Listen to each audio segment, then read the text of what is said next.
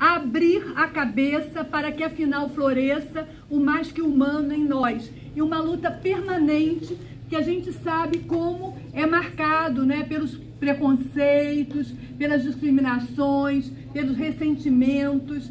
Então, hoje é mais um momento de nós nos encontrarmos, ouvirmos pessoas que têm militado há mais tempo. Bom, quem vai coordenar a atividade são as companheiras.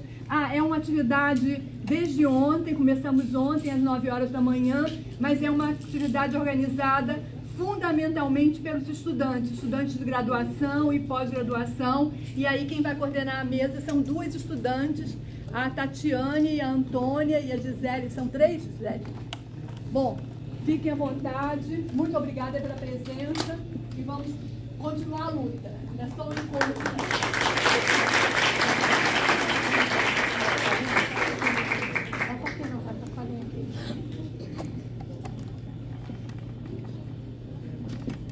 Bom dia. Bom, desculpa aí começar um pouquinho atrasada, né, gente? Mas é porque, enfim, um evento maravilhoso. Quando começa atrasada é porque vai ser muito bom. Então, ontem nós tivemos aqui uma palestra do Miguel Arroio, né, que foi online, e ele falou coisas muito interessantes sobre essa mudança na educação, né, pensando muito o currículo como uma questão de poder. E depois nós tivemos aqui Wagner Damasceno falando do racismo e toda a questão do racismo relacionado ao capitalismo, né? E ele foi muito importante, né, nessa palestra, porque ele falou diretamente com vocês sobre questões que muitas vezes vocês não escutam na escola e que falam de vocês, né? A história de vocês, a história do nosso povo brasileiro. E na parte da tarde a gente teve também a apresentação dos estudantes, e todas as apresentações falavam muito sobre inclusão, diversidade, né? Coisas que vocês também vão ouvir hoje aqui, a perspectiva africana, indígena e tudo mais. E no fim do dia, né, a gente teve uma palestra com a Érica Frazão e também com o professor Júlio Kondak. E eles falaram também dessa perspectiva racial e tudo mais. Mas o que eu queria que vocês pensassem é que a gente tem já há muito tempo um movimento de desconstrução do currículo e pensar mais a escola mais voltada para vocês, né? Mais que vocês possam se identificar, e também a universidade ser mais voltada para a gente, né? Porque a gente tem um ensino que, na minha questão de pesquisa, né? Porque eu sou formada em jornalismo pela PUC e formada também em Ciências Sociais pela UFRJ, fiz o bacharelado lá. E agora eu fiz especialização em divulgação científica na Fiocruz. E agora estou fazendo a licenciatura na UF, em Ciências Sociais também, e o mestrado em divulgação científica. Quando eu terminei minha segunda graduação, foi em 2014, eu percebi que tinha coisas que eu queria falar, trocar com as pessoas, conhecimentos. Então, eu precisava voltar para a academia para pensar sobre essas coisas. E quando eu entrei na especialização, eu entrei pensando num projeto de jornalismo científico, voltado para as redes sociais, e eu percebi que tinha um tema que ninguém estudava, que ninguém pensava aquilo, conhecia aquilo, que era divulgar as ciências de matriz africana. Então, eu achei aquilo tão absurdo, né? Porque isso foi o quê? 2019, que eu fiz a seleção e entrei em 2020. Eu falei, como assim, né? A gente já tem até um ensino de ciências pensando as ciências de matriz africana, mas é muito pouco. Tem pouquíssimo material sobre isso. Geralmente, o que tem é um plano de aula de 1 ou 2 dias, né? E não tem, assim, um currículo mesmo, uma programação mesmo para um ano inteiro sobre aquele assunto.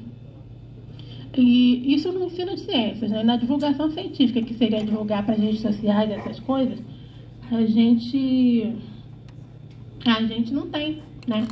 E aí eu chego aqui nesse evento que fala de diversidade, de desconstruir o currículo, enfim, tudo mais. Eu acho que é extremamente importante, porque tem muita coisa que a gente precisa aprender, estudar, e a gente tem pouco espaço para isso. Então aproveitem esse espaço para a gente poder falar sobre essas outras coisas que não chegam, às vezes, na escola para a gente. Bom dia para nós. Obrigada a cada um que se dispôs a estar nessa manhã conosco. Nosso tempo corre e por isso serei breve aqui nas apresentações e chamar à mesa a palestrante Erli Santos para estar compondo a mesa, por favor. Professora Erli, faça-se presente à mesa.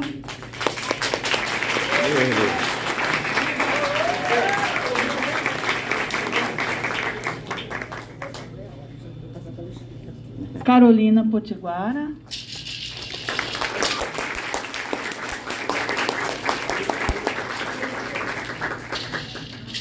Juliana Gomes.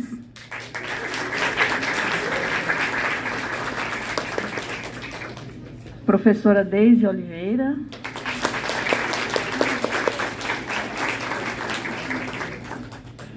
Professora Tatiana Santana. Márcia Rodrigues.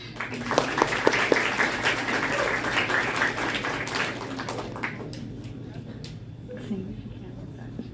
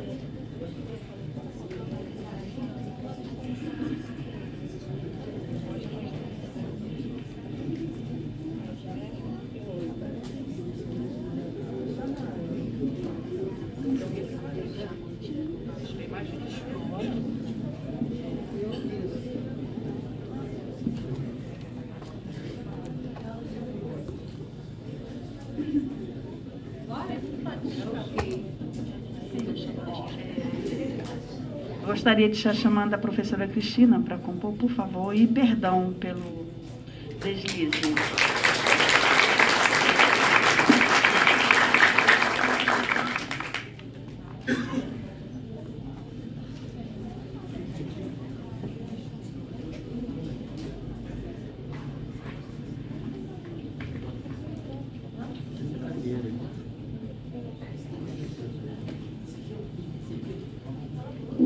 Eu vou estar pedindo permissão a todos para que a Carolina inicie o nosso trabalho nesta manhã, tá?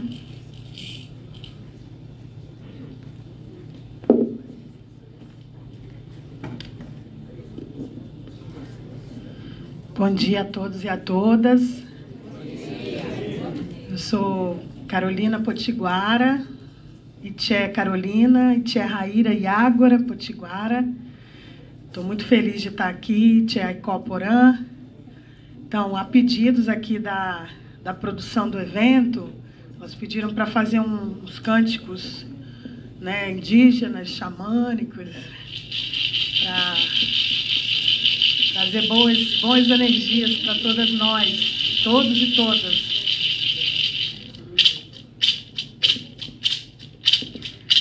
Yaqueja do Ayaçatô, Calé, nas palmas, Yalisoma.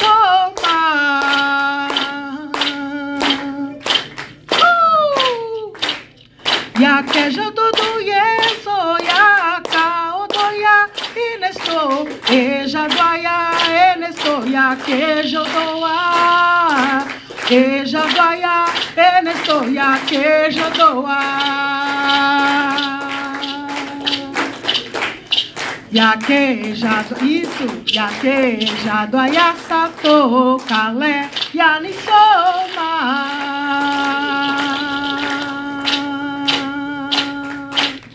Yaquejado do Eso, Yaka, Odoya, Inesto, Ejado, Aya, queijo doa vocês. Queijo doia, enestoia, queijo doa.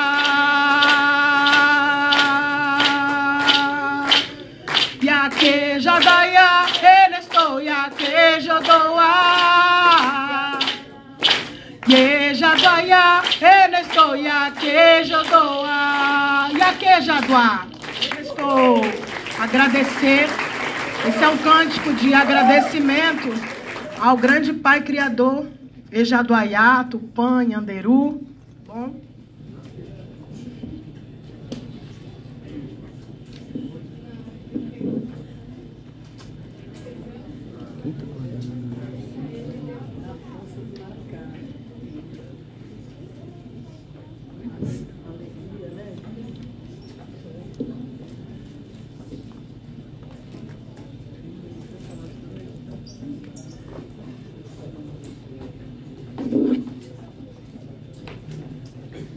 Gente, bom dia. Desculpa o atraso, mas em épocas de Covid, qualquer coisa, a gente fica muito preocupado com a tal da Covid, né? Como eu não estou bem essa semana toda, eu fui um antimédico, acabou tendo que me atrasar um pouquinho, mas vamos dar continuidade. Carolina, pode fazer sua fala, né? Vamos tentar fazer em ordem alfabética, a forma que eu encontrei para fazer as falas, e aí 15 minutos, tá? Depois esse canto lindo, maravilhoso. Agradeço, professor Celso, né, o convite, o carinho a todos e todas vocês, professora Gelta, a todos vocês da mesa, né, esse evento maravilhoso. Então, eu sou Carolina, pertenço à etnia potiguara da Paraíba, vivo aqui em Itaipu, Niterói, sou professora de História formada na UF, mestrado em Línguas Indígenas na UFRJ, no Museu Nacional, trabalho como assessora educacional da Coordenação de Educação Ambiental e Educação dos Povos Indígenas, na nossa Secretaria de Educação de Maricá. E também sou professora oficineira da plataforma Pró-Inicial UERJ, né, UERJ FFP, UERJ Maracanã. Agradecer às professoras e coordenadores da UERJ. E é isso. Eu também sou ativista, né, ativista indígena, né, do movimento social de base indígena, aqui dos povos indígenas que vivem em contexto urbano e povos indígenas aldeados. Então, para trazer contribuições hoje aqui para esse evento, né, para esse debate, essas reflexões, vocês que estão aí repensando, né, novos saberes pedagógicos para a escola, né, e nós, povos indígenas, estamos sendo bastante convidados, né, para integrar projetos curriculares, políticas públicas de educação, né? Durante o meu mestrado, a minha experiência, né? Vou contar aqui um pouquinho da minha experiência, da minha prática.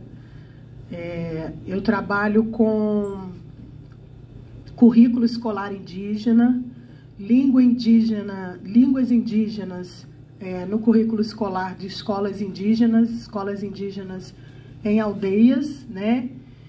E a construção, né, essa luta de construir projetos políticos pedagógicos para escolas indígenas, formação de professores para atuarem na Lei 11.645 e formação de professores indígenas e não indígenas para atuarem na defesa. Hoje é uma defesa, né, das escolas indígenas e de pensar nesse sistema de educação indígena. Então, a gente já vem trabalhando já há alguns anos, né, junto com outros professores Guarani, professores Pataxó, professores Potiguara, da região de Rio Tinto, na Paraíba. Então, meu ativismo é na área da educação é na área de línguas indígenas e nessa parte cultural, né? A cultura indígena e elementos, manutenção e preservação de elementos de etnicidade de nós indígenas potiguara, indígenas pataxó, indígenas guarani. Então, eu venho fortalecendo junto com a prática, né, e a reflexão de outros professores. A minha pesquisa em línguas indígenas, tupi antigo, a língua tupi, né, que alguns de vocês podem estar ouvindo falar dessa temática de línguas indígenas, a língua indígena presente num currículo escolar, né, metodologia de ensino e aprendizagem de educação bilíngue, né, em contexto indígena, que é o português, a língua portuguesa indígena e a língua materna, né? Então, é uma luta muito grande, né? Isso vem desde a da década de 80 por parte do ativismo, né? Dos escritores indígenas, das lideranças de base indígena, reivindicando diretrizes normativas, ali reivindicando uma legislação própria que rege o currículo das escolas. E na década de 90, né, isso foi amadurecendo, o governo, né, a gente foi reivindicando recursos, equipamentos, formação, escola de qualidade, né, e acesso às populações indígenas. Então, não é fácil esse trabalho, eu venho já fazendo esse trabalho há muito tempo, já desde o ano de 2008. Né? Desde o ano de 2008, tanto com a minha atuação nas universidades, né? Eu quero defender aqui o papel e o trabalho e o fortalecimento das universidades, né? Eu gosto das universidades, eu gosto de atuar junto, em parceria com as universidades e as instâncias institucionais, né? Para nós indígenas, não é fácil essa questão institucional, né? Tanto a nível de secretarias, de educação, universidades e até mesmo instâncias políticas, né?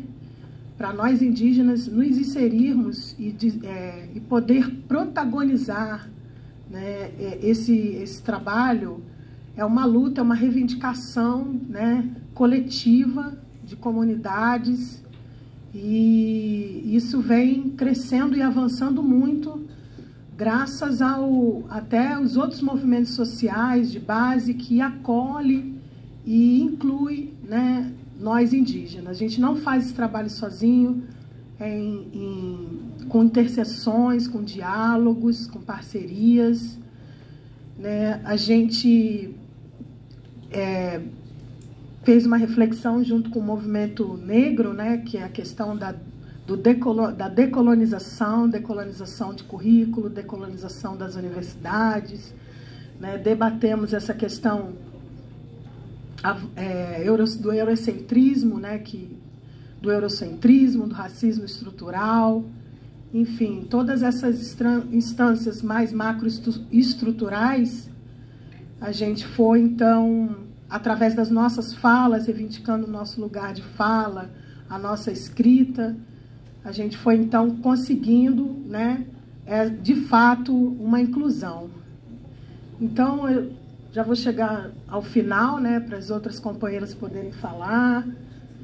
Então, agradecer a vocês que estão aí abrindo e acolhendo as nossas falas, as nossas produções, as nossas práticas culturais. As nossas práticas culturais indígenas. Como isso se dá? A gente pensou, né, em quem constrói o currículo, né? Quem pensa, né, o currículo escolar indígena, quem escreve, né? Né? O sujeito da ação. A gente fez um debate sobre isso e a gente identificou que os povos indígenas não recebiam não eram consultados, né?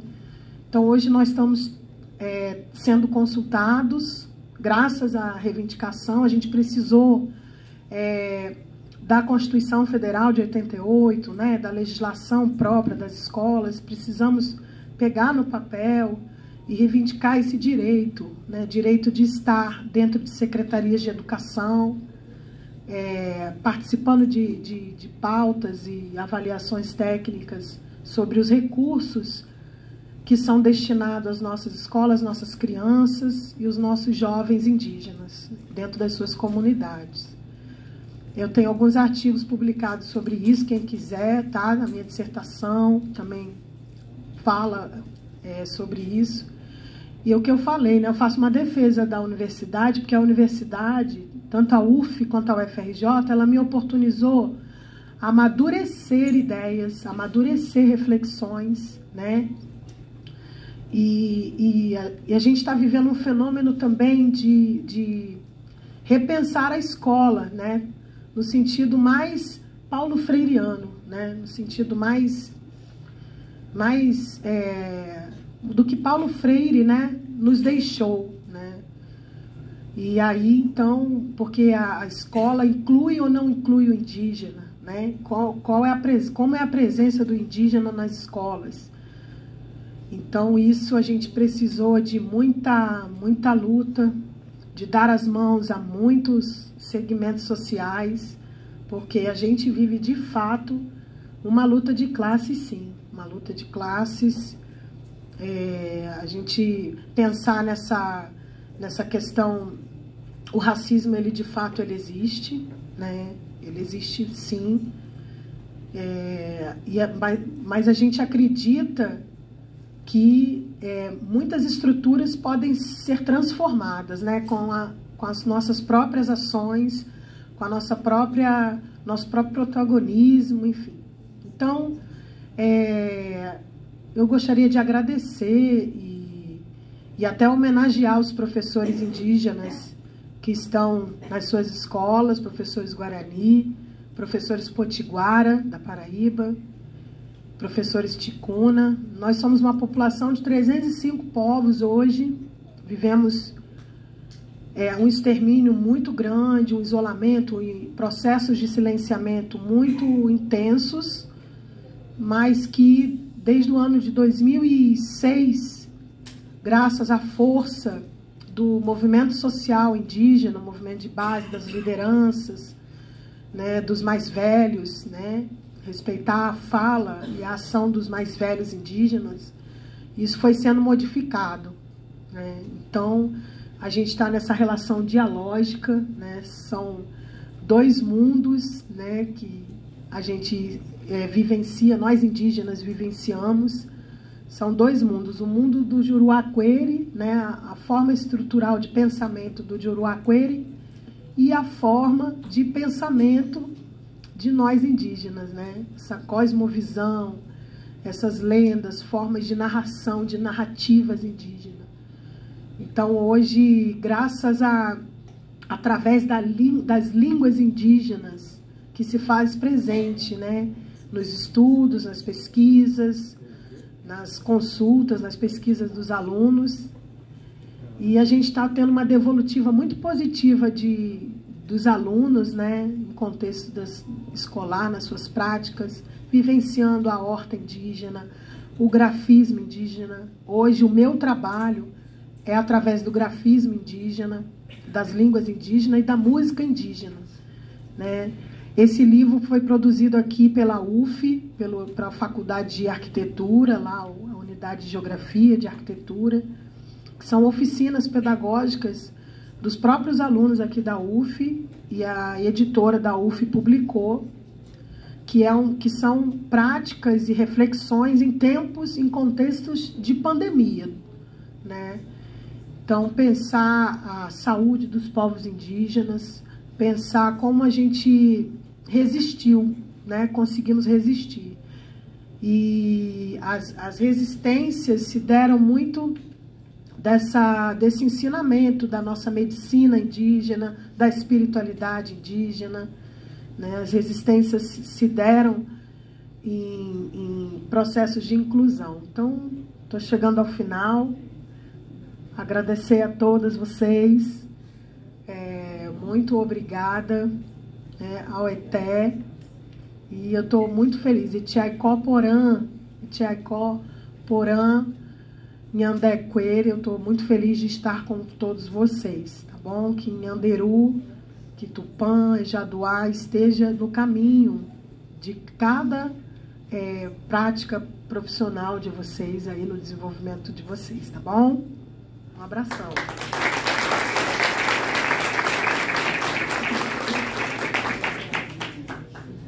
Carolina, muito obrigado, né? Palavras tão fortes, tão poéticas, né? Tão profundas.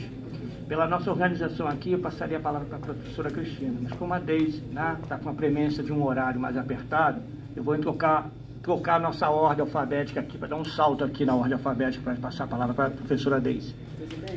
Tudo tranquilo?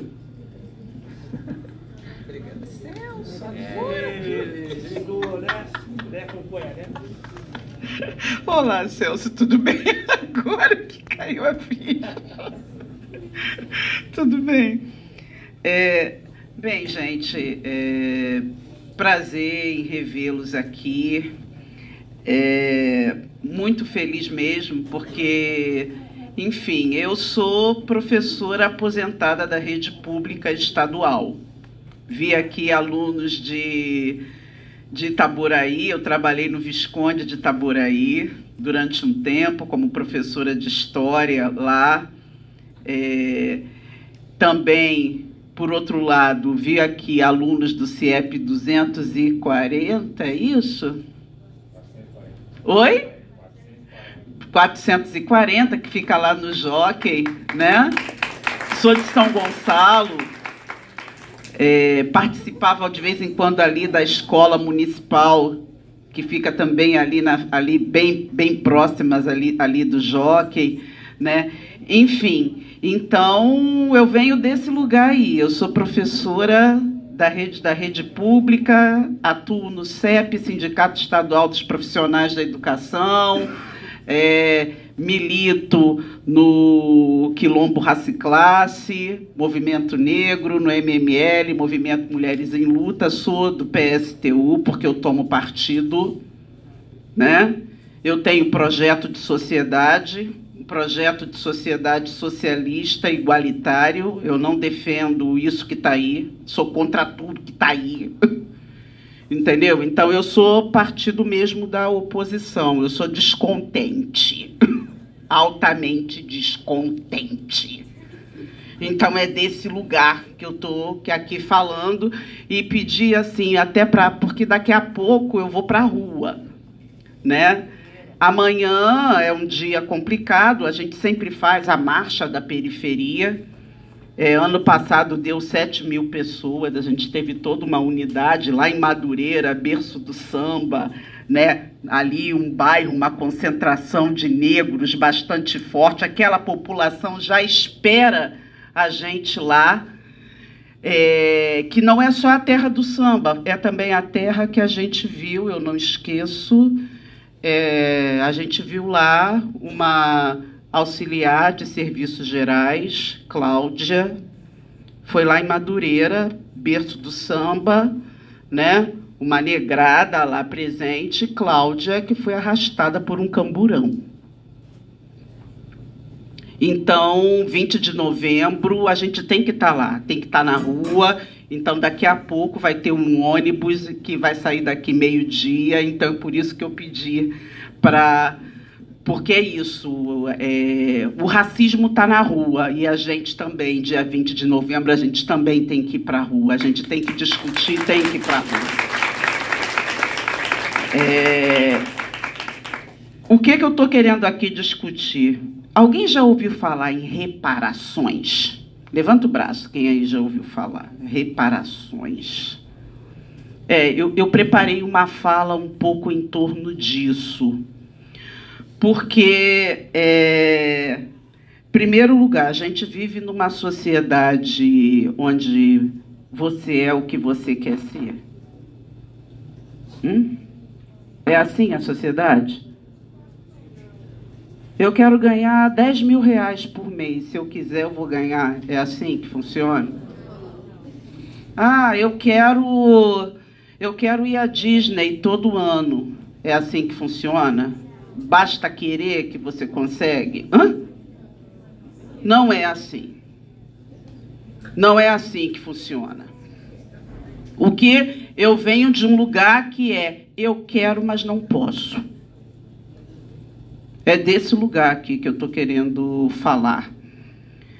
E, assim, a gente teve... Vocês sabem quanto tempo tem de abolição da escravidão? 134 anos só de libertação. 100 anos para a história é uma estalar de dedo, é muito pouco tempo para a história. 134 anos de abolição. Agora, de escravidão, quanto tempo? Muito mais. 88, 348 anos de escravidão. Quase 400 anos. E de abolição a gente só tem de 134 anos.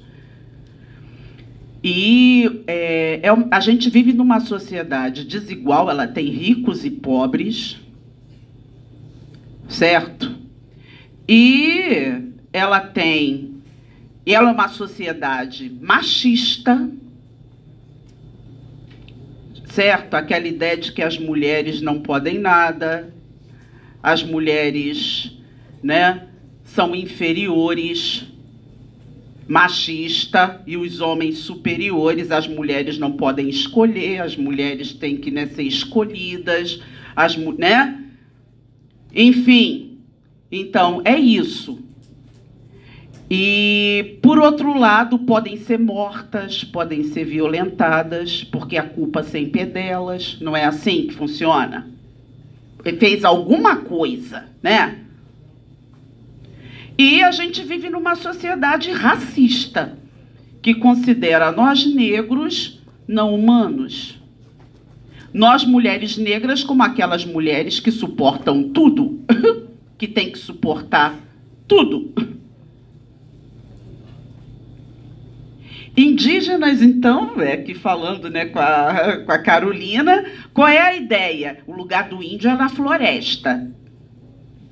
Tem racista que vai olhar a Carolina e vai dizer que a Carolina não é indígena porque ela foi estudar, né? Porque a Carolina usa camiseta, né? Isso é racismo, tá bom? Porque tá aqui, isso é racismo. E eu já ouvi isso dentro de escola. Ah, não é índio autêntico. Índio autêntico tá lá na floresta. Então, por favor, não repitam isso. Índio está em todos os lugares. Correto? Índio está no cinema. Todo mundo já viu aquele Jack Sparrow? Né? Jack Sparrow. O Johnny Depp que fazia... Então, Johnny Depp, ele é índio. Descendente de Cherokees, né? Ele é um índio, ele se coloca como índio, excelente ator, extraordinário ator. É um índio. Dr. Adams, que fez o filme Sinais de Fumaça, que, né, você viu? Fantástico ator. E é médico, é índio, americano, é médico e um baita de um ator. Enfim, Adam Beach também, outro. Adam Beach realmente, pelo que eu sei, é só ator mesmo. Enfim, então é isso, tá? Essa coisa do índio, pra gente não repetir isso na escola, que é feio pra caramba, é racismo brabo, tá? E com relação a gente, tem uma ideia que é o seguinte: o negro vive na favela porque quer. As piadas. Preto correndo é ladrão, branco correndo é atleta. Não é assim. É assim. qual é o lugar do negro? Certo? Então, diante de toda essa desigualdade, muita gente me pergunta, Deise, qual foi o melhor governo no Brasil? Aí eu digo, o melhor governo no Brasil, melhor experiência de governo no Brasil foi Palmares. Todo mundo sabe o que é Palmares, né? O que é Palmares? Quem não sabe, levanta o braço, porque não saber é importante. Oi? Show de bola. Quando não sabe, não tenha vergonha. Você não é obrigado a saber. Entendeu? Agora, tem que dizer não saber. Para aprender, é fundamental ter a coragem de dizer eu não sei. Uma salva de palmas para a galera que não sabe o que é Palmares. Para aprender, tem que saber dizer eu não sei. Fundamental. Tá? Que falta, né? Ótimo. Palmares, quando digo qual foi a melhor experiência foi Palmares. O Dia da Consciência Negra é o dia em que Palmares foi destruído, mas não foi destruído aqui na nossa cabeça. Tá? Aquilo, por menos que conte a história, não esqueçam meu povo, se Palmares não existe mais, faremos Palmares de novo. Por que eu digo que foi o melhor governo do Brasil? Porque em Palmares você não tinha desigualdade social, você não tinha ricos e pobres. Palmares foi construído numa luta de uma galera, de mulheres negras que não queriam mais continuar sendo abusadas sexualmente. Mulheres negras que não queriam, bonitas, que não queriam mais, por ciúme das sinhás, terem seus rostos deformados com gordura quente. Homens negros, né, que não queriam mais. Teve um filme, vivi uma série de violências. Pessoas negras que não queriam mais ser torturadas, comer fezes, ser obrigadas a comer fezes, porque não olhou para baixo quando passou um branco. Gente que não queria mais isso, mães que não queriam mais ver suas filhas serem violentadas e não poder reclamar, pais que não queriam mais ver isso e não poder reclamar. Certo? Queremos viver num mundo onde nós somos vistos como seres humanos, era isso. Não é? Então, Palmares foi isso, foi um quilombo. O pessoal se organizava, fugia para construir os quilombos, e o maior quilombo construído foi o Quilombo dos Palmares, que durou 75 anos no meio de um Brasil escravista. Certo? Então, para mim, era o melhor, porque ali haviam índios, haviam brancos, haviam negros, em liberdade. Uma liberdade que não foi dada de presente, foi uma liberdade construída na luta. Certo? Então, é isso que representa o 20 de novembro. Foi quando foi destruído aquele quilombo. Foi destruído por quê? Porque Zumbi e Dandara, que eram chefes militares, dirigentes, eles não aceitaram o acordo que os escravistas queriam fazer. Qual era o acordo? A gente dá liberdade para quem nasceu em Palmares. Para quem não nasceu, vocês entregam de volta. Não, todo mundo aqui é livre. Não vamos entregar ninguém.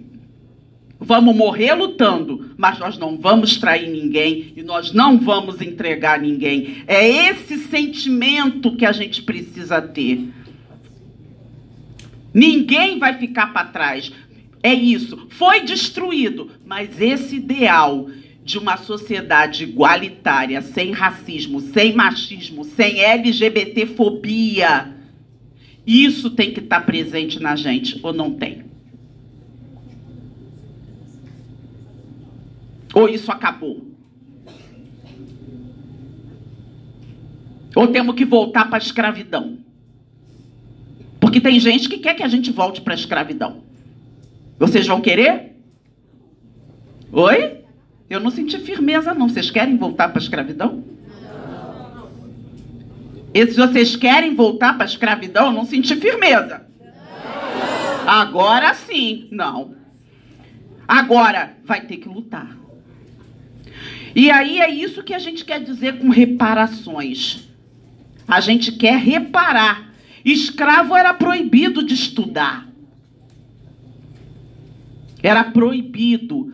Se muitos senhores, quando viam escravos tentando aprender a estudar, cortavam os dedos, cortavam a mão.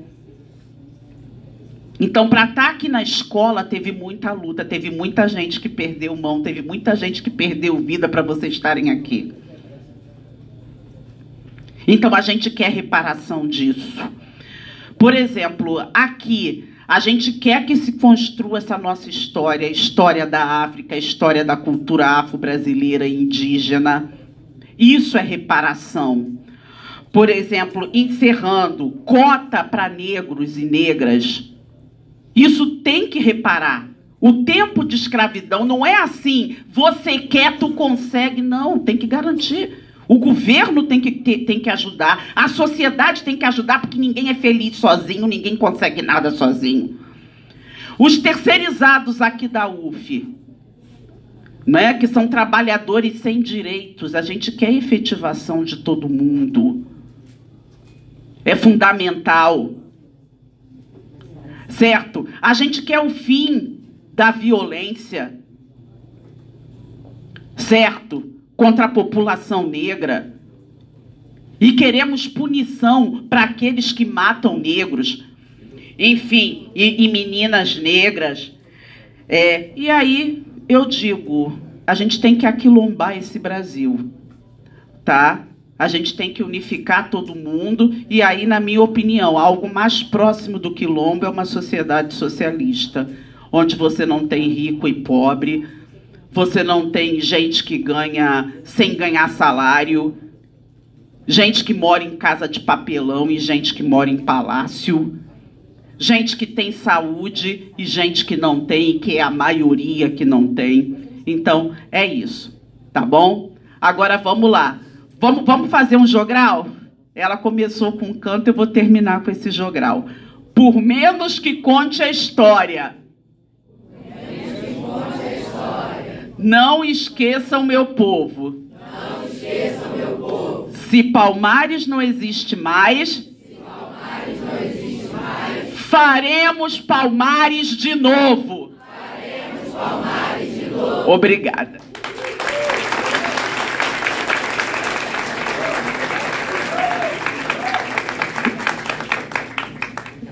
Fala, Gideise, né? Palmares de novo. Vou passar a palavra para a professora Cristina, tá?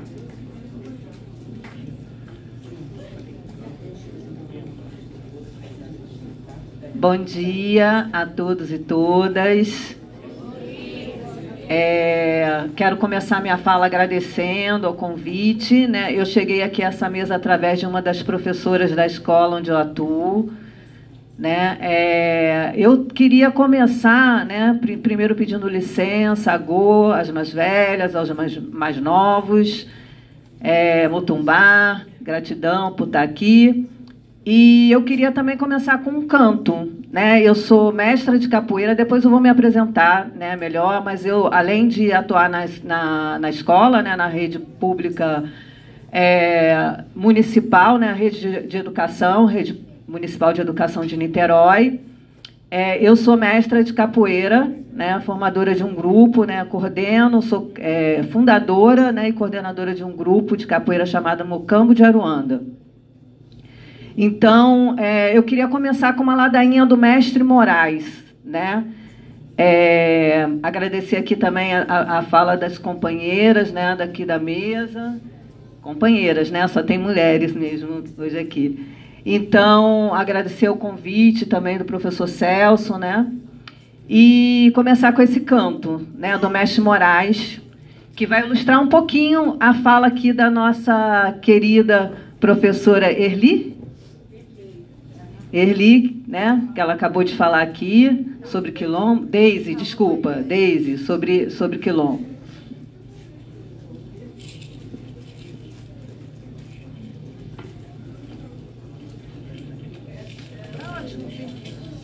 segurar o microfone para mim, tá ótimo. Então, esse é um birimbau, um instrumento principal da capoeira.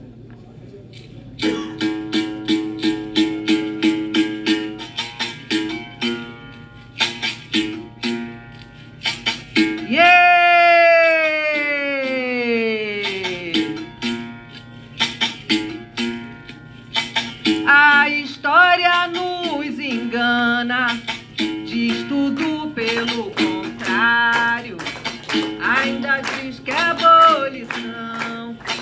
Aconteceu no mês de maio, a prova dessa mentira, colega velho, é que é da miséria, eu não saio.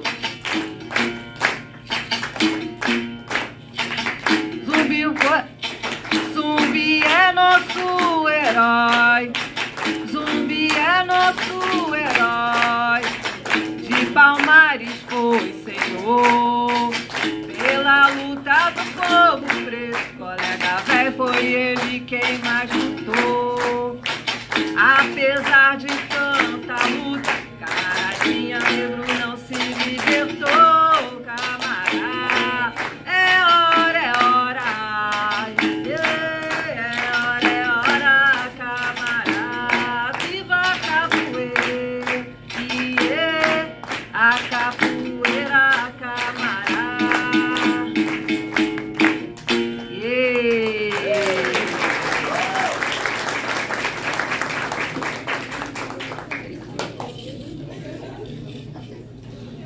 Então, eu queria começar minha fala a partir dessa ladainha do Mestre Moraes, né, uma ladainha que ele compôs nos anos 80, e que vai falar do 13 de maio, vai deslocar, né,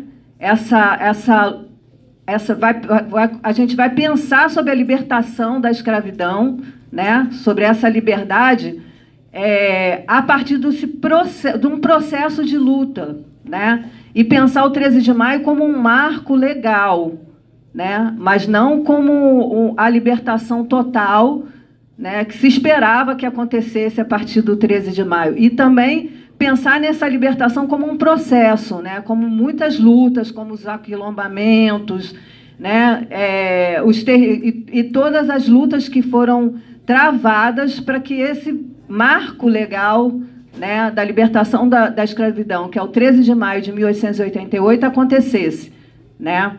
Então, a ladainha fala um pouco disso, né, e reverencia, né, o Quilombo dos Palmares, né, como um marco fundamental de luta para essa libertação. Tá? Eu fui convidada aqui um pouco para falar desse trabalho que eu desenvolvo de capoeira com as crianças lá da UMEI Antônio Vieira da Rocha. Né, eu sou coordenadora pedagógica, né, eu sou formada em pedagogia, né, começando assim me apresentando. Sou formada em pedagogia, com especialização em psicopedagogia.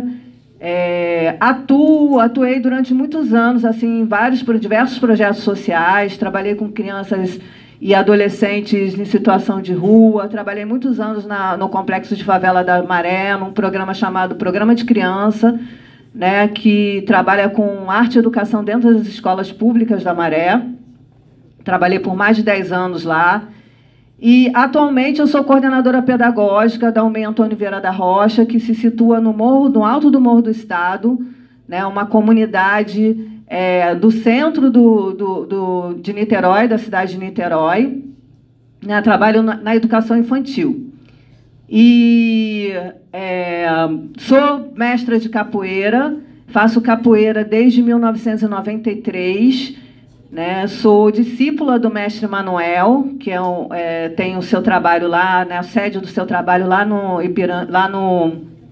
Complexo da Maré, no Grupo Ipiranga de Pastinha. Fundei há 11 anos atrás o Mocambo de Aruanda, né, que é meu grupo de capoeira, que hoje está sediado através de uma parceria, né, está sediado lá no centro do Rio de Janeiro, no Instituto de Pesquisa e Cultura Negras, IPCN. Né? Nós fizemos uma parceria com o IPCN, estamos lá, amanhã, inclusive, tem um evento na rua também, né, onde nós vamos fazer, além de roda de capoeira, né, debates e estar conversando sobre né, sobre o 20 de novembro e sobre a importância, né, da gente estar cada vez mais se reafirmando, né, enquanto potência mesmo de transformação dessa sociedade, né, que eu acredito que todas as organizações, né, faladas aqui, né, anteriormente, citadas aqui também pelas minhas colegas aqui de mesa, né, são organizações que garantem, de alguma forma, né, que esse racismo, né, estrutural ele vai sendo movimentado também, né? Então, lá atrás, né, no nosso processo no processo de escravização, né, dos povos negros e também dos povos indígenas, né, dos povos africanos em diásporas e dos povos indígenas, a gente já teve muitos movimentos de resistências, muito movimento de organização, né, tanto organização política e territorial, como os quilombos, né, como organizações também de manifestações culturais, né, como organizações que lidavam e que de alguma forma tentavam minimizar a questão do adoecimento, né, do nosso povo, né? Adoecimento físico, adoecimento mental, emocional, né, como os terreiros, né, as casas de axé, né, e que também foram muito responsáveis pela manutenção, propagação de línguas africanas também, né, os terreiros de axé, as casas de axé. Só tem 1 minuto?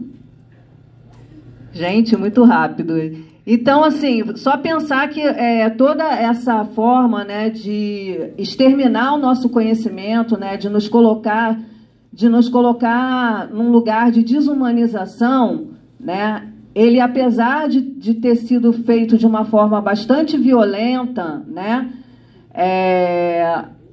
ele encontrou muita resistência, né? E a capoeira, né, não sei se todo mundo aqui conhece a capoeira, né, é uma manifestação, né, da cultura africana em diáspora, né? Então a capoeira ela é africana, ela tem essa origem africana e a gente gosta de afirmar isso, né, porque houve um momento na história em que o processo, né, houve um momento na nossa história que quiseram, de alguma forma, né, tirar esse marco, né, essa marca da capoeira enquanto herança africana, né? Então, é importante que a gente afirme ela como um legado africano. A capoeira ela é um jogo, é uma espécie de jogo, luta, dança, né, que ela congrega diversas linguagens, né? A gente tem como princípio da capoeira, né, como um fundamento principal, a circularidade, né? E o que é a circularidade? É a gente se reunir, né, basicamente, assim, se a gente for pensar na estrutura física, se reunir em roda, né? Só que ela tem um significado filosófico, esse reunir em roda tem um significado filosófico profundo, né? A gente pensar que a natureza funciona em ciclo, nós somos natureza e nós funcionamos em ciclo também, né? E o que é funcionar em ciclo? É funcionar nessa conexão com tudo que existe, né? Tudo que é vida ao nosso redor é matéria de conhecimento, é matéria de crescimento, né? E nos afeta, de alguma forma. Então, as pessoas que estão ali na roda nos afetam e todas as possibilidades, né? Todas as existências da natureza nos afetam também. Isso é o princípio da circularidade, né? Infelizmente, assim, eu tinha trazido algumas imagens, né, para projetar do trabalho, né, para dar um pouco mais de vida mesmo, né, a fala, né, o que eu estou falando, assim, mostrar um pouco como é que funciona esse trabalho com as crianças lá no Morro do Estado.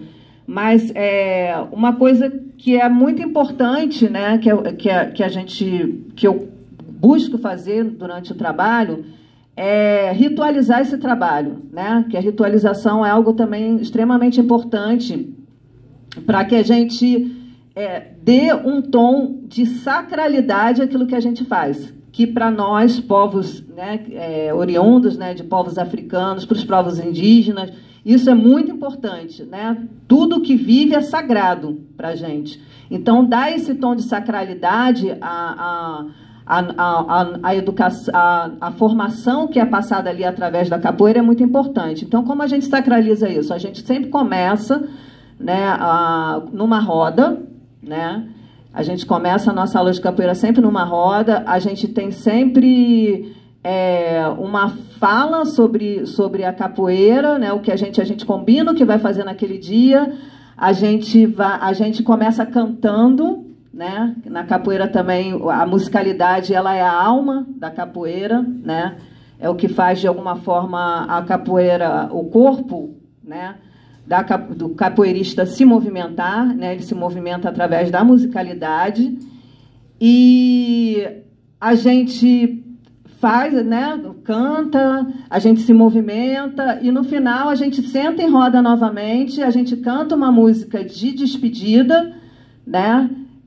Fechando, agradecendo, a música de despedida é sempre um agradecimento às energias que estiveram presentes, então isso também é uma coisa muito presente na nossa cultura. Então, quando a gente fala de modificação de currículo, a gente está falando desses saberes que precisam estar dentro da escola, né? Quando a gente fala de ação afirmativa, a gente está falando disso também, né? Quando a gente está falando de reparação, a gente está falando disso também, né? De um conhecimento que foi barrado, desconhecido, né? Que nos foi negado e que deforma a nossa subjetividade, ou seja, deforma a forma como a gente pensa sobre nós mesmos e a forma como a gente pensa sobre os outros, né? O diverso, né? Causando estranhamentos. Então, é muito importante que a gente traga isso não só como reflexão mental, mas que a gente possa, de alguma forma, vivenciar isso corporalmente, né? Experienciar isso através de... Né? A gente tem experiências mesmo vivas, né? Com o nosso corpo em movimento, para que isso entre não só pelo entendimento da mente, né? Assim, mas que a gente... porque para nós o conhecimento passa pelo corpo todo, né? Por todos os sentidos, né? De uma forma integral, né? E aí é isso, né? A gente se utiliza de diversas linguagens para estar trazendo esse conhecimento lá para as crianças. São crianças de 4 e 5 anos, né? E é isso. Tá? Agradecer mais uma vez aí.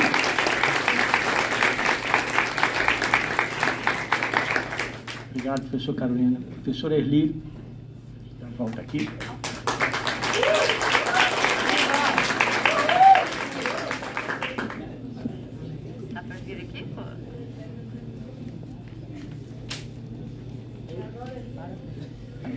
Bom dia, pessoal, tudo bem? Obrigada aí pela presença de vocês, tá? Vou tentar falar dentro do meu tempo, me avisa, tá?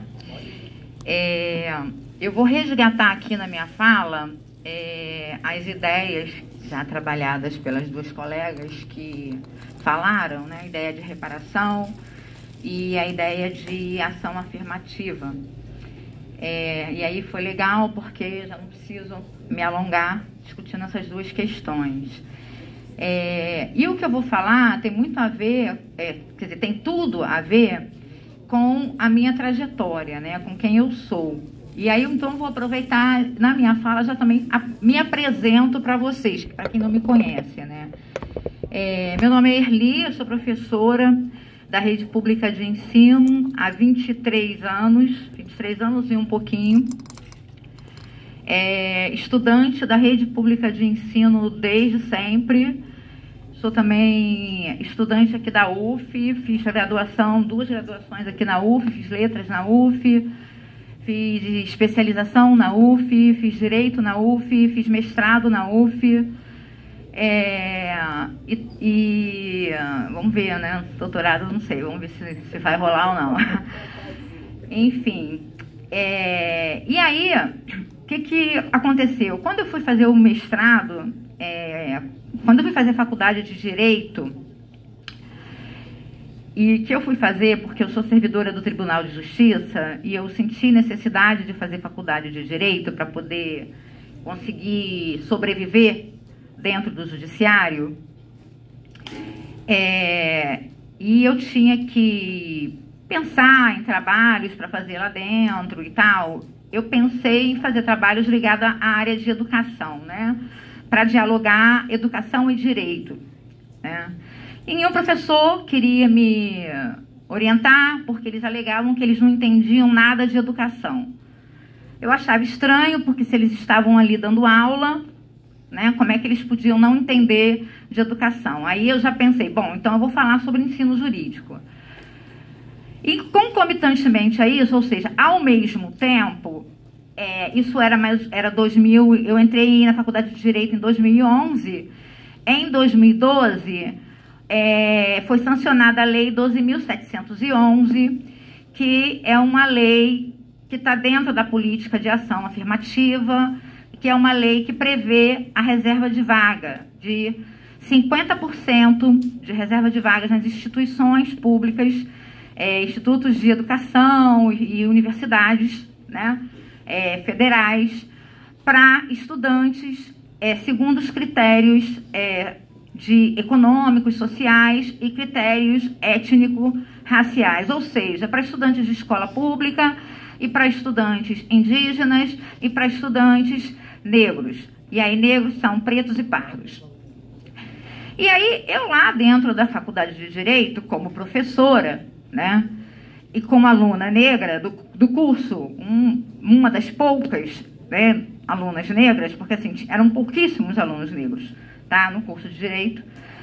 Na minha turma éramos 4, uma turma que tinha entrado pelo Reúne, portanto era uma turma grande, né, porque o Reúne foi um programa do governo federal também, que ampliou muito o número de vagas na universidade, que inclusive foi graças ao Reúne que eu consegui entrar, senão eu teria passado, mas não teria sido classificada, porque eu, inclusive, já tinha tentado feito vestibular para Direito outras vezes, tinha passado, mas não tinha entrado, porque eu não ficava dentro das vagas. Isso com 20 anos, porque eu fui entrar com 38. Foi quando eu consegui entrar por conta das vagas do Reúne, porque ampliou muito. Enfim, eu verifiquei que, na sociedade, o debate com relação à reserva de vaga era enorme. E lá dentro da Faculdade de Direito, ninguém falava nada sobre o assunto. Absolutamente nada. Aquilo me causava muita estranheza. E aí eu pensava, poxa vida, a galera vai começar a entrar aqui, a galera vai começar a chegar aqui, e nada, nem tchum, ninguém discute nada e tal. E aí, concomitantemente, ao mesmo tempo, o professor Delton Meirelles, um professor lá da faculdade, ele abriu um grupo de pesquisa, Direitos Humanos, Governança e Poder, e ele abriu uma chamada de alunos e tal. Eu falei, vou entrar nesse grupo de pesquisa. Era um grupo de pesquisa para pesquisar sobre ensino jurídico. E eu entrei no grupo, e dentro do grupo eu propus que a gente abrisse uma vertente para pensar sobre a questão das ações afirmativas. E aí a gente começou, então, a fazer conta aí, 5 minutos? A fazer essa pesquisa, a pensar esses sujeitos ingressantes na Faculdade de Direito por ação afirmativa, a chegada dessas pessoas na Faculdade de Direito, a permanência dessas pessoas na Faculdade de Direito, como é que toda essa relação acontecia ali dentro, né? E aí a gente fez a pesquisa e aquilo, né? A gente começou a perceber muita coisa muito complicada, né? A gente fez entrevistas e muitas tensões, muitos conflitos.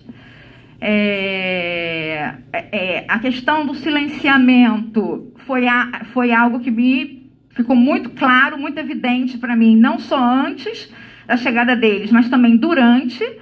Não se falava, né, da existência daquelas pessoas ali. As pessoas também tentavam não se expor muito, não se criavam políticas, ações pensando nesses grupos. Os professores não facilitavam, não flexibilizavam a grade curricular, os horários das disciplinas, nada, absolutamente nada. Era quase um boicote realmente, né? E aí a gente começou a fazer grupos de debates, tudo isso a partir das pesquisas que a gente foi fazendo, dos dados que a gente foi colhendo, né, do material que a gente foi produzindo. A gente fez reuniões, a gente fez reuniões com os departamentos da Faculdade de Direito, a gente fez reuniões com os colegiados, enfim.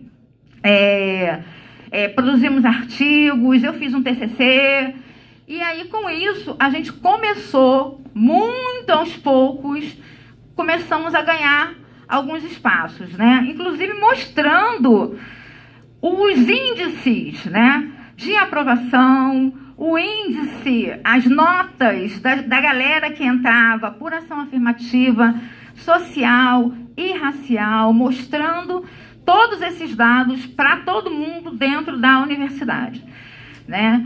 Então, assim, isso tudo está registrado tanto nos dados, né, quantitativos e qualitativos do grupo de pesquisa, quanto no meu TCC e também na minha dissertação. A gente tem dados, inclusive, relacionados à saúde mental dos estudantes que entraram por ampla concorrência e também dos estudantes que entraram por ação afirmativa, por reserva de vagas. Mas, assim, o que eu gostaria de registrar, sobretudo aqui, é que, apesar de todas as tensões, apesar de toda a luta que teve, apesar de toda a violência, né, posso dizer assim, sofrida, a gente conseguiu alguns avanços, né? Então, assim, os horários das disciplinas foram modificados, a forma de disponibilizar material para os discentes também foi modificada, né? A forma de organizar, as disciplinas oferecidas no curso também foram alteradas.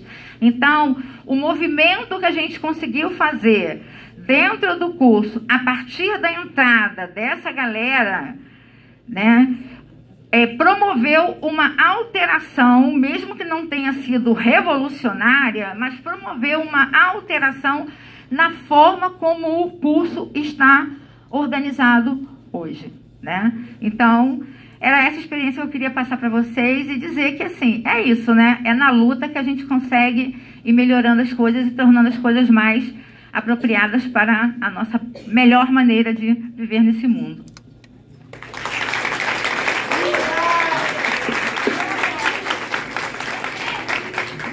Obrigado, professora Erli. Agora a Juliana também, tá? Bom dia a todos. O meu nome é Juliana Gomes, eu sou indígena do povo Xocleng, tenho 22 anos e sou estudante de História aqui na UF. Sou artista visual e integrante do coletivo de estudantes indígenas da UF. E eu sou autista, então peço desculpas já por qualquer problema comunicacional que eu possa vir a ter ao longo da minha fala. Mas, enfim, eu queria, né, começar um pouco falando sobre cota, porque a gente está, né, nos 10 anos da lei de cotas e ela foi feita, né, com uma conquista muito importante, fundamental para pretos, pardos e indígenas. Só que a gente também precisa avançar em algumas questões, porque a forma como a lei de cotas foi construída não foi exatamente em diálogo com o movimento indígena. Então, não houve um aumento significativo de indígenas na universidade, pelo menos declarados indígenas, né? Podem ter entrado como pardos, porque também nem todo pardo é negro, embora esteja assim no IBGE, a grande parte da população indígena ainda está declarado como pardo por diversas questões de etnocídio, da colonização, de apagamento. Então, a gente precisa avançar nessa questão das cotas e a gente também precisa de tanto por questões de reparação histórica, como também de diferenças contextuais de cada povo. Falando um pouco sobre reparação histórica, a gente fala de escravidão, e existe ainda um mito muito grande de que a escravidão indígena ela deixou de existir depois do período colonial, de que a escravidão indígena teria sido substituída pela escravidão negra, sendo que, né, é um mito isso, a escravidão indígena continua sendo concomitante e ela existe enquanto política de Estado, e que eu não estou falando de escravidão, de trabalho análogo à escravidão que continua existindo, eu digo enquanto política de Estado. A escravidão indígena continua existindo, pelo menos até a ditadura militar, da década de 60 até a década de 80. Então, alguém aqui saberia dizer uma data de quando foi abolida a escravidão indígena? Porque nunca foi. Não existe uma lei que aboliu a escravidão indígena. Então, durante a ditadura militar, existiram campos de concentração indígena com trabalho escravo. Isso foi algo contínuo do período colonial e continua acontecendo. Então, para além dessa questão da reparação histórica, de remoções forçadas, desterritorializações, também tem a questão, né, da diferença contextual de povos indígenas que não têm o português como primeira língua.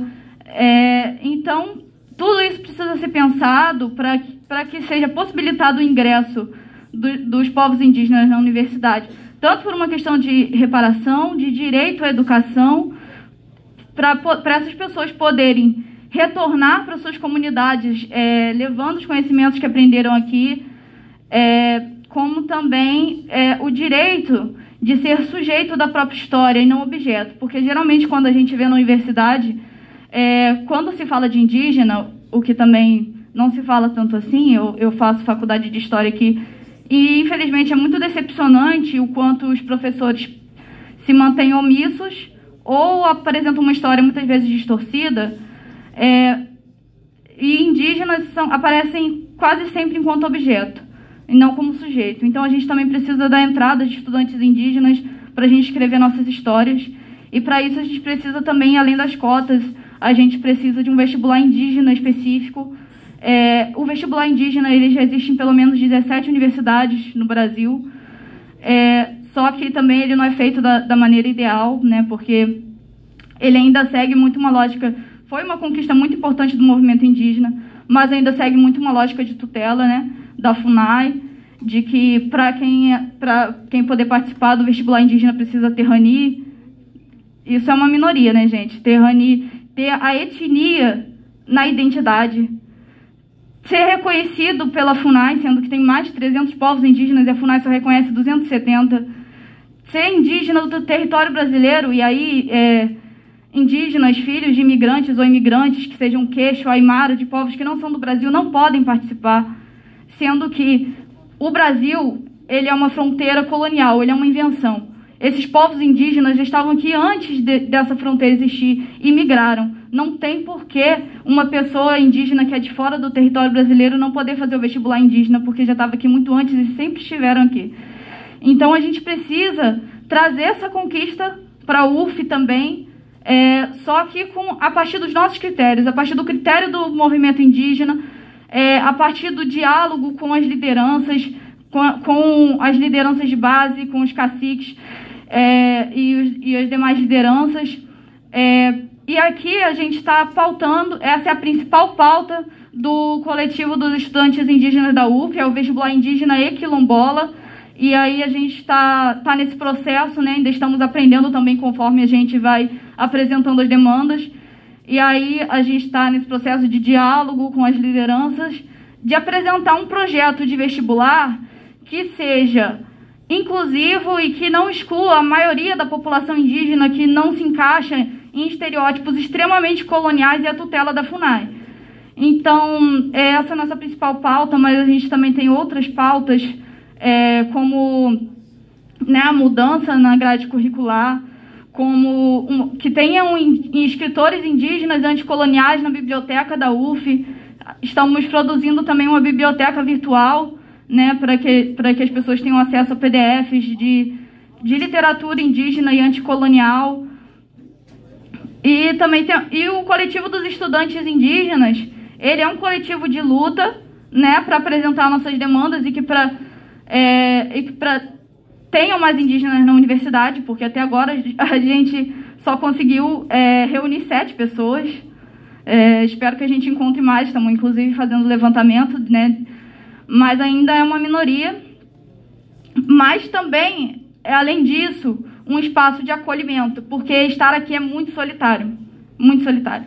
É um ambiente muito hostil, é um ambiente que faz a gente se sentir sozinho e pensar em desistir todo dia. Então, ter pessoas conosco que entendem a nossa vivência é fundamental.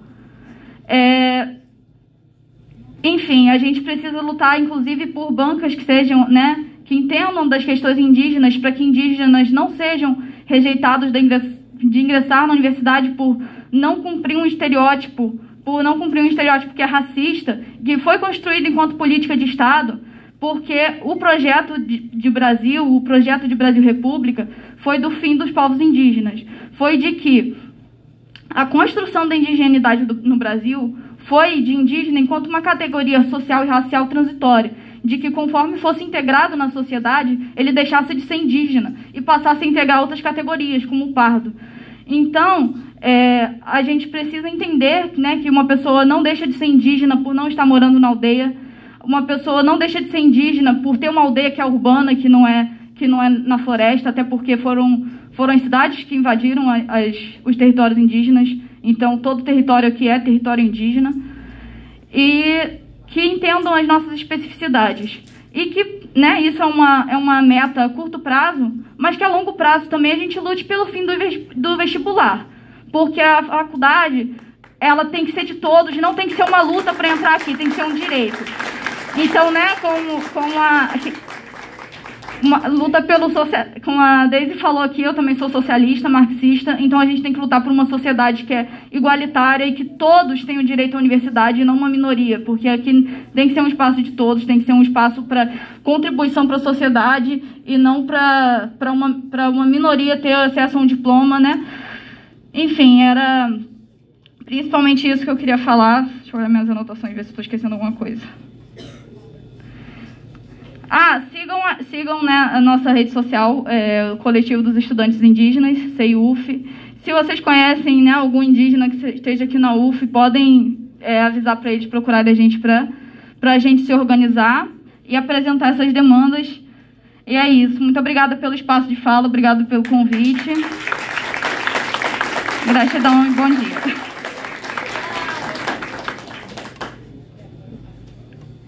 A luta é de todos nós. Para encerrar aqui a nossa mesa, Tatiana e a Márcia, tá? Bom dia, vocês aguentam mais um pouquinho? Isso é bacana. Eu vou iniciar com uma frase e uma emoji que significa caminhar para algum lugar. E eu vou resumir o nosso projeto, que é a Eláfrica nas escolas, que é a educação ancestral africana. E eu vou falar para vocês o porquê nós fomos parar na escola Doutor Memória. Nós fomos apagar um incêndio. Já teve incêndio na escola de vocês? Eu vou dizer para vocês quais foram os incêndios, As crianças que tinham abordagens policiais quando saíam das escolas, vocês passaram por isso? Não, né? Família sem identidade, eu sou descendente de angolana. E angolano, vocês sabiam? Sabe qual é a descendência de vocês? Isso é bacana. E a automutilação dos braços nos alunos e nas alunas. Vocês conhecem alguém que automutila? Que vai se cortando? Conhece, né, professor? Beleza grotesca. Olha, você tem nariz grande, seu cabelo é duro, seu corpo é ruim, seu bumbum é muito grande. E você é feio ou feio pra caramba. Vocês conhecem essas falas? E outra, o elogio. Tia, meu pai, minha mãe, minha avó, ninguém me elogia. Eu era chamada de testona, então eu vim com com esse estigma de feiura.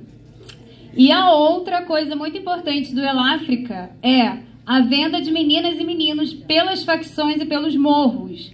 Então, o Eláfrica, ele foi o acesso do Resistir na escola. Quando nós acessamos a escola em 13 de julho desse ano, nós levamos, sabe o quê? Nada. O professor falou, nossa, que legal, vocês fazem um trabalho, né? Eu falei, eu sou Tatiana Santana e a gente representa a Rasta Comunicação, que é uma mídia cultural, né? E a Marcinha depois ela vai falar um pouquinho também, um pocão, né, Marcia? A gente vai ficar aqui até 1 hora, pode ser? Pode? Tô brincando.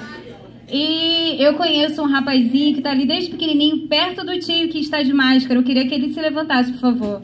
Ele nem sabia disso, ó. Vai, amor, levanta pra mim, por favor. Qual o seu nome? Qual o seu nome? Qual o seu nome? Gustavo. Então foi assim que nós acessamos a escola Doutor Memória.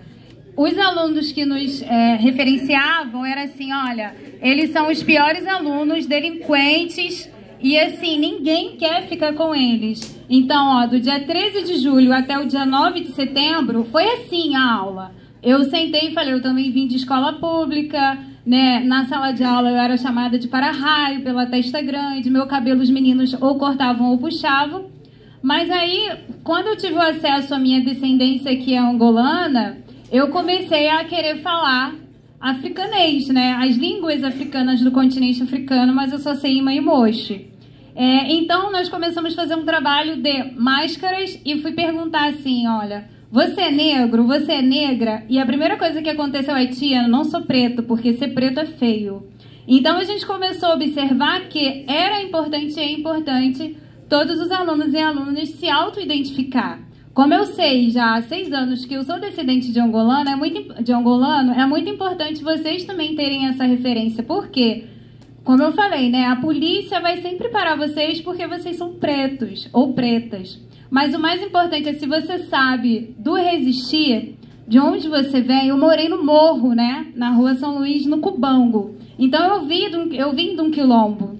E é muito importante, tem uma referência lá. E é muito importante a gente ter essa fala, porque hoje eu sou formada, eu tenho pós-graduação. E por ser preta, por ser a mãe da Aisha e a filha da Glória, eu parei na medida protetiva, por defender uma criança. Injustiça ou não, a gente tem que ter a noção de que, na sociedade brasileira, todos nós precisamos ter uma identificação. E eu queria muito deixar para vocês que vocês nunca deixem de pensar na mãe e na avó de vocês, porque vai ser a referência para o resto da vida. Minha avó da Décia, que está em casa com 85 anos, ela sempre falou assim, olha, você vai nascer e vai morrer sozinha. E aí meu avô começou a copiar essa fala também.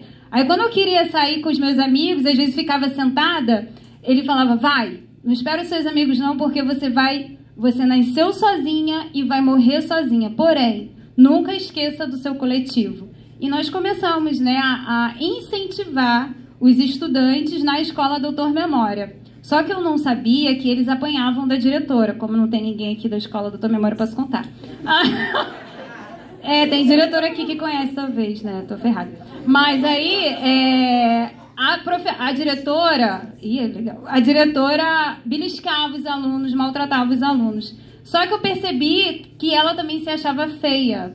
Aí ela falou já no finalzinho do nosso diálogo, da nossa residência, né, na escola, eu me acho feia. Então eu descobri que, assim, que ela, por se achar feia, ela maltratava as outras pessoas. Agora eu vou passar pra Marcinha. Oi.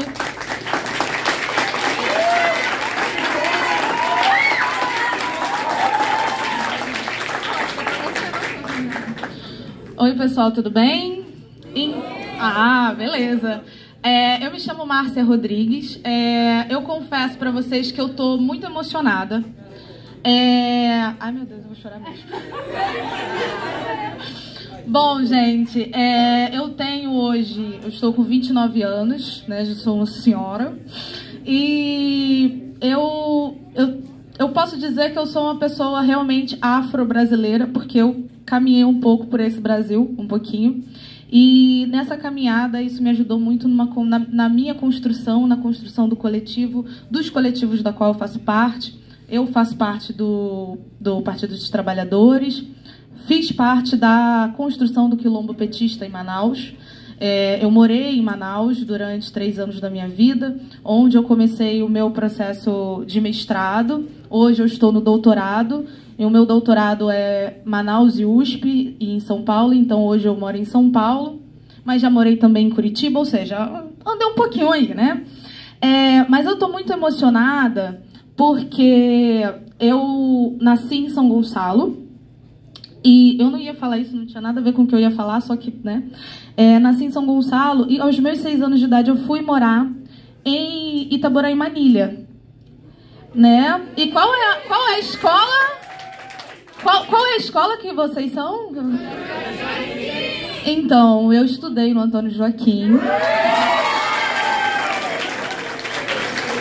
E é muito emocionante para mim, tô quase chorando mesmo, poder estar falando para as pessoas que só de olhar eu consigo identificar aqui pessoas que parecem meus primos, primas, né? Pessoas que parecem comigo. E como a Tati falou, né, que certamente vocês passaram ou passam ainda por coisas, né, que eu passei, porque a gente sabe que na escola, principalmente quando a gente é pessoa preta, quando a gente é pessoa indígena, a gente é pessoa pobre, a gente passa por situações muito adultas, né?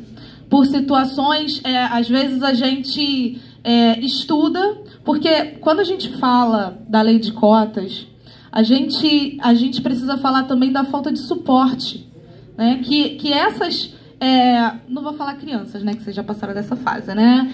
Que esses adolescentes jovens, né, passam. Porque, de fato, vocês sabem que, diferente de muitos outros adolescentes, vocês têm que chegar em casa, vocês têm que lavar a louça.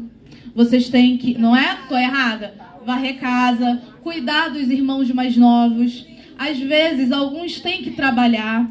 E qual é a hora, de fato, que a gente tem para estudar?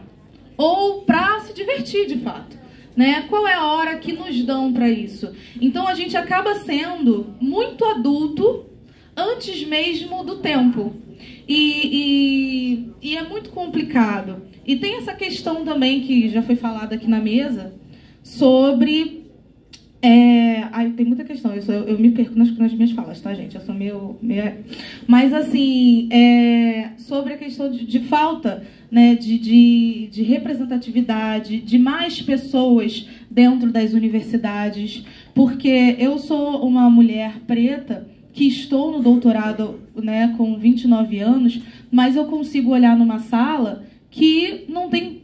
Na verdade, eu sou sozinha, né? Essa solidão que assola a gente. E quando eu falo, o pessoal da faculdade fica meio assim, porque eu falo assim, gente, eu não vou falar a língua de vocês.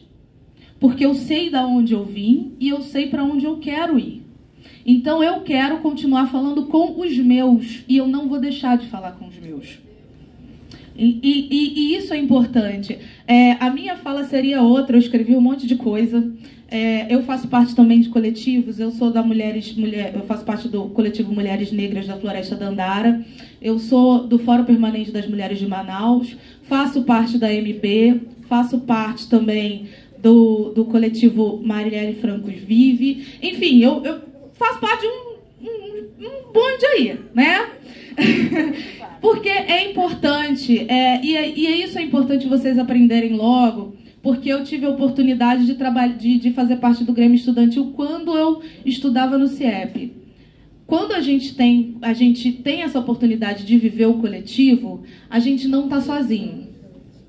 Por quê? Porque a gente sabe que de vez em quando a gente precisa chorar. Por mais que a gente queira demonstrar pro colega, não, eu sou forte, porque eu sou sinistra. Mas a gente sabe que tem momentos que a gente quer só se trancar no banheiro e chorar.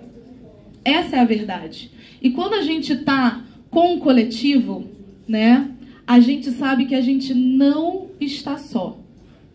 E é muito importante também vocês compreenderem que vocês estão tendo a oportunidade de ouvir. Porque, assim, aqui a gente tem muitas pessoas pretas, nós somos cercadas de pessoas pretas, isso é maravilhoso. E eu gosto muito de estar na minha terra, de estar no Rio de Janeiro, que eu respiro melhor. Mas de ter a oportunidade de ouvir pessoas indígenas, os povos indígenas. Porque é uma frase que eu ouvi e eu sempre procuro falar, da Núbia, que é uma indígena, uma amiga minha de Manaus, e ela fala assim, a carne mais barata do mercado é a carne preta. Mas por ser barata, ela tem um valor no mercado. Agora, a carne indígena não tem valor algum, então eles matam a gente. E por isso é de suma importância vocês aprenderem a ouvir, principalmente nesse momento em que vocês têm a oportunidade de ouvir pessoas que não são iguais, mas são pessoas. Porque se a gente não souber ouvir, a gente vai deixando de ser humano também. Entendeu? Então, vou parar por aqui, senão eu falo uma vida. Obrigada.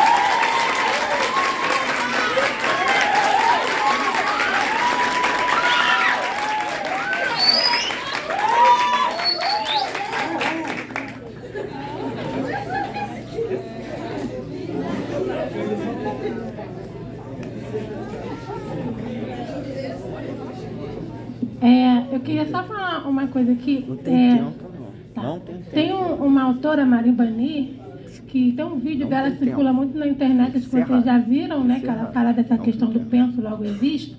Ela vai contra isso porque a gente não é só razão, a gente é emoção também, né? E aqui falaram muito de coisas que passam primeiro pela nossa experiência sensorial, né? Primeiro a gente sente, depois a gente vai estudar aquilo, entender e, né, afirmar uma série de coisas que a gente vem sentindo, né? Eu acho que essa mesa de hoje focou muito nessa questão das nossas vivências, das nossas experiências e como que a gente leva isso para a escola, né? Isso é muito importante.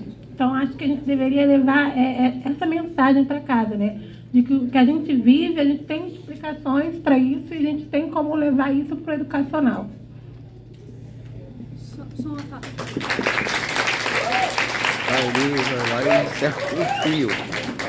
Só uma frase: começar o ano letivo com esse tipo de atividade, marcar o ano letivo de 2023 por essas falas, essa mesa, ter projeto político, social, né, nas escolas e pedagógico, tanto quanto a gente possa levar.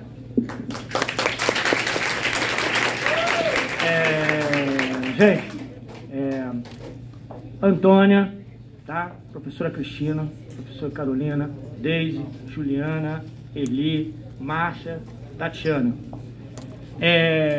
Mulheres poderosas, mulheres com falas poderosas, né?